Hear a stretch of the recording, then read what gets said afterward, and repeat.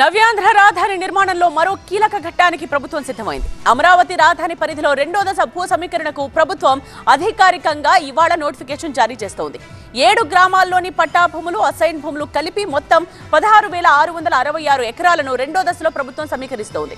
మొదటి దశ భూ సమీకరణ అనుభవాలతో వివాదాలకు తావు లేకుండా ముందే అన్ని జాగ్రత్తలు తీసుకుంది ఏపీ ప్రభుత్వం. అమరావతి రాజధాని నిర్మాణం కోసం 11 ఏళ్ల తర్వాత రెండోసారి భూ సమీకరణకు ఆంధ్రప్రదేశ్ ప్రభుత్వం అధికారిక ప్రక్రియ మొదలుపెట్టింది.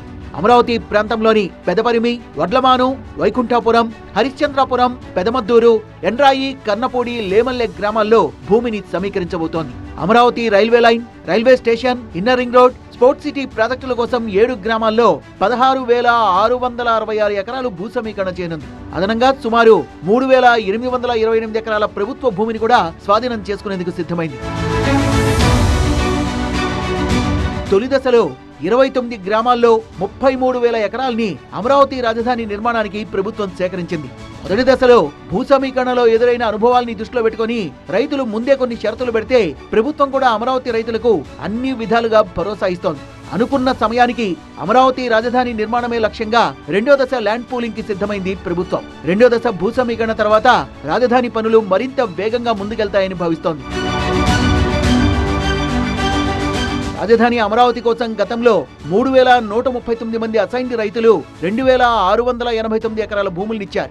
వీరికి సిఆర్డీఏ ఇచ్చిన రిటర్నబుల్ ప్లాట్ల పట్టాలు సమస్యాత్మకంగా మారాయి. అందుకే రెండో దశ భూ సమీకరణకు ముందే ప్రభుత్వం ఇలాంటి వివాదాల్ని కొలికి తెచ్చే ప్రయత్నాలు చేసింది. సమస్యాత్మకంగా ఉన్న పాత పట్టాల స్థానంలో కొత్తగా రిటర్నబుల్ ప్లాట్ల పట్టాలు ఇచ్చేందుకు సిఆర్డీఏ సిద్ధమైంది. ఇప్పటికే కౌలు బకాయిలు, సిఐడి కేసుల్ని పరిష్కరించిన ప్రభుత్వం అసైన్డ్ పదాన్ని తొలగించి కొత్త పట్టాలు ఇవ్వబోతోంది. రాజధాని ప్రాంతంలో జరీబు భూములపైన ప్రభుత్వం సర్వే నిర్వహించింది. నివేదిక చేతికి రావడంతో రాష్ట్ర స్థాయి కమిటీ సమీక్షించి ఇచ్చే సూచనల ఆధారంగా వాటి గుర్తింపు పూర్తవుతుందని ప్రభుత్వం ప్రకటించింది. గ్రామ కంఠాలపైన సర్వే పూర్తయింది. నవ్యాంధ్ర రాజధాని నిర్మాణం కోసం భూములిచ్చిన రైతులకు 30 ఏళ్ల పాటు లింకు డాక్యుమెంట్లు లేకుండానే బ్యాంకర్లు రుణాలిచ్చేలా ప్రభుత్వం ఒప్పించింది.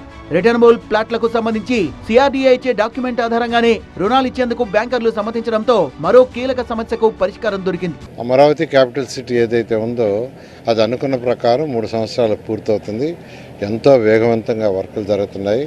ఇవన్నీ కూడా 3 సంవత్సరాలు పూర్తి చేయడం జరుగుతుంది. రాజధాని ప్రాంతంలో వివిధ సంస్థల్లో 1,590 మంది స్థానికులు పనిచేస్తున్నారు. ఈ సంఖ్య 10,000కు చేరుకునేలా చర్యలు తీసుకుంటామని స్థానిక రైతులకు ప్రభుత్వం హామీ ఇచ్చింది.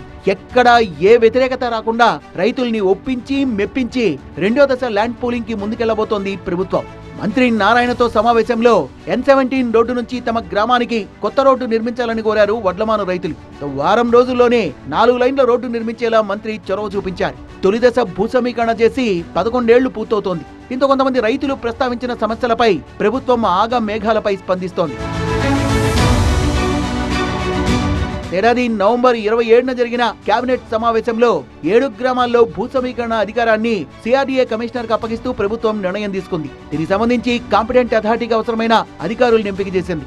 రెండో దశ భూ సమీకరణకు డిసెంబర్లోనే నోటిఫికేషన్ ఇవ్వాలని నిర్ణయించినా కొన్ని కారణాల వల్ల ఆలస్యమైంది. భూ సమీకరణకు రైతులు స్వచ్ఛందంగా ముందుకొస్తుండటంతో ఈ ప్రక్రియ సజావుగా సాగుతుందనే నమ్మకంతో ఉంది ప్రభుత్వం. ఫిబ్రవరి 28వ తేదీలోపు ల్యాండ్ పూలింగ్ ప్రక్రియను ముగించాలని అధికారులు టార్గెట్ పెట్టుకున్నారు.